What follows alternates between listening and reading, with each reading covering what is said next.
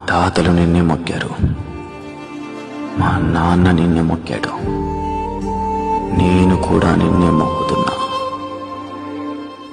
పుట్టినప్పటి నుంచి నాకు నువ్వు తప్ప ఇంకో దేవుడు తెలీదు.